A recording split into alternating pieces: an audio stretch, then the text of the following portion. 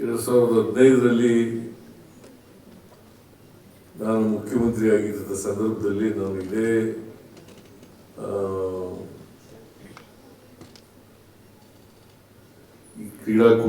ಕ್ರೀಡಾಕೂಟದಲ್ಲಿ ಪ್ರಶಸ್ತಿ ಪ್ರದಾನ ಮಾಡ್ತಕ್ಕಂಥ ಸಂದರ್ಭದಲ್ಲಿ ಹೇಳಿದ್ದೆ,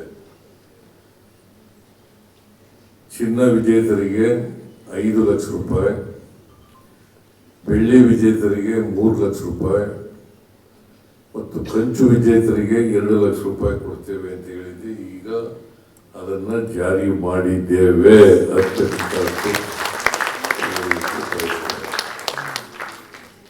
ಒಲಿಂಪಿಕ್ ಸಂಸ್ಥೆಯ ಅಧ್ಯಕ್ಷರಾದಂಥ ಗೋವಿಂದರಾಜ್ ಅವರು ಚಿನ್ನ ಗೆದ್ದವರಿಗೆ 7 ಲಕ್ಷ ಮಾಡಬೇಕು, ಬೆಳ್ಳಿ ಗೆದ್ದವರಿಗೆ 5 ಲಕ್ಷ ಮಾಡಬೇಕು ಮತ್ತು ಕಂಚು ಗೆದ್ದವರಿಗೆ 3 ಲಕ್ಷ ಮಾಡಬೇಕು ಅಂತ ಹೇಳಿದ್ದಾರೆ. ಮುಂದಿನ ಬಾರಿಯಿಂದ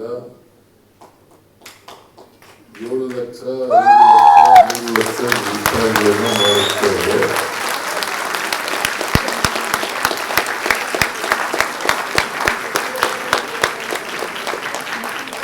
ಮಹಾರಾಷ್ಟ್ರ ರಾಜ್ಯದಲ್ಲಿ ಇದೆ, ಆದರೆ ಅಲ್ಲಿ ಎಷ್ಟೇ ಪದಕಗಳಿಗಿದ್ರು ಕೂಡ ಒಂದು ಬಹುಮಾನವನ್ನು ಕೊಡ್ತಾರೆ.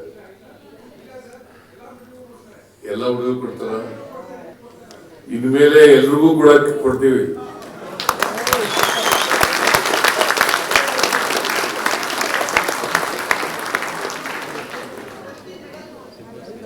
ಪ್ರತಿ ಮೆಡಲ್ಗೂ ಬಹುಮಾನವನ್ನ ಕೊಡ್ತೇವೆ.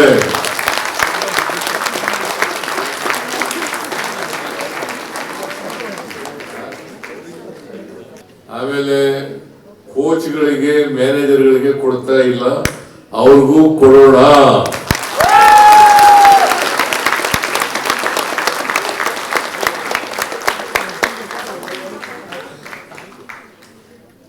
ನೀನೇನಾಗಿದ್ಯಪ್ಪ?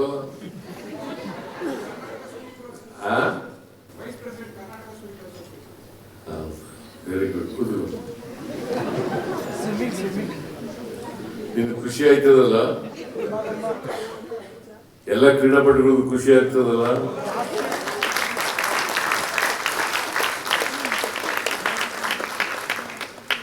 ನಾನು ಇವತ್ತಿನವರಿಗೆ ಕ್ರೀಡಾ ಇಲಾಖೆ ಕ್ರೀಡಾಪಟುಗಳಿಗೆ ಏನ್ ಕೇಳಿದ್ರು ಕೂಡ ಕೊಟ್ಟಿದ್ದೇನೆ, ಮುಂದೇನು ಕೂಡ ಕೊಡ್ತೇನೆ.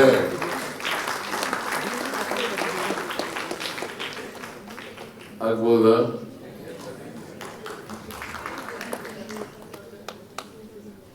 ಪ್ರತಿಯೊಬ್ಬರು ಕೂಡ ಕ್ರೀಡೆಯಲ್ಲಿ ಆಸಕ್ತಿಯನ್ನು ಬೆಳೆಸಬೇಕು. ಹಾಗಂತೇಳಿ ಓದೋದನ್ನ ಮರೆಯಕೂಡದು, ಓದಬೇಕು, ಜೊತೆಗೆ ಕ್ರೀಡೆಯನ್ನು ಕೂಡ ಭಾಗವಹಿಸ್ತಕ್ಕಂಥ ಕೆಲಸವನ್ನು ಮಾಡಬೇಕು. ಆಗ ಮಾತ್ರ ನೀವು ಸರ್ವತೋಮುಖವಾದಂಥ ಬೆಳವಣಿಗೆ ಆಗಲಿಕ್ಕೆ ಸಾಧ್ಯ ಆಗ್ತದೆ.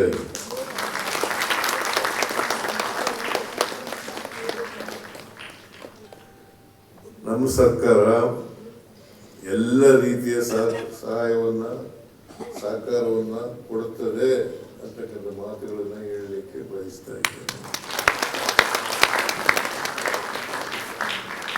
ಈಗ ಪೊಲೀಸ್ ಇಲಾಖೆಯಲ್ಲಿ 2% ಇತ್ತು ರಿಸರ್ವೇಶನ್. ಉದ್ಯೋಗ ಸಿಗ್ಬೇಕಾದ್ರೆ ಅದನ್ನು 3% ಮಾಡಬೇಕು ಅಂತ ಹೇಳಿದ್ರು. ಕೂಡಲೇ ಒಪ್ಪಿಕೊಂಡು ನಾನು ಮಂಗಳೂರಿನಲ್ಲಿ ಅದನ್ನ ಘೋಷಣೆ ಮಾಡಿದೆ. ಈಗಾಗಲೇ ಆದೇಶ ಕೂಡ ಇಶ್ಯೂ ಆಗಿದೆ, ಕೆಲಸನೂ ಕೂಡ ಕೆಲವರಿಗೆಲ್ಲ ಸಿಕ್ಕಿದೆ. ಈಗ ಯಾರು ಬಹುಮಾನ ತಗೊಂಡ್ರಲ್ಲ,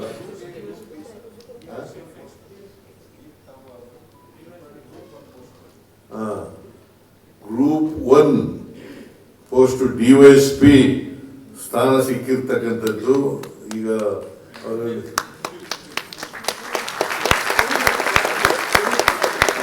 ಹಾಕಿ ಅವ್ರಿಗೆ ಕೊಟ್ಟಿದ್ದೀವಿ. ಅವರು ಈಗ DYSP ಪೊಲೀಸ್ ಡಿಪಾರ್ಟ್ಮೆಂಟ್,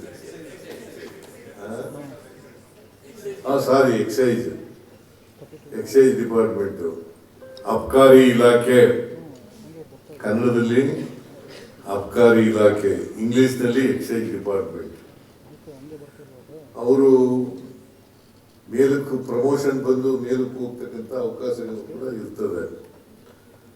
ಸೊ ನೀವೆಲ್ಲರೂ ಕೂಡ ಉದ್ಯೋಗದಲ್ಲೂ ಬರಬೇಕು, ಮತ್ತೆ ಈ ನಾಡಿನ ಕೀರ್ತಿಯನ್ನು ಕೂಡ ಹೆಚ್ಚಿಸ್ತಕ್ಕಂಥ ಕೆಲಸವನ್ನ ಮಾಡಬೇಕು.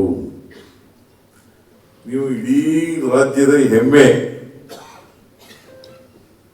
ನಮ್ಮ ರಾಜ್ಯಕ್ಕೆ, ದೇಶಕ್ಕೆ ಕೀರ್ತಿ ತಕ್ಕ ಬಂದ್ರೆ ನೀವು ಹೆಚ್ಚು ಹೆಚ್ಚು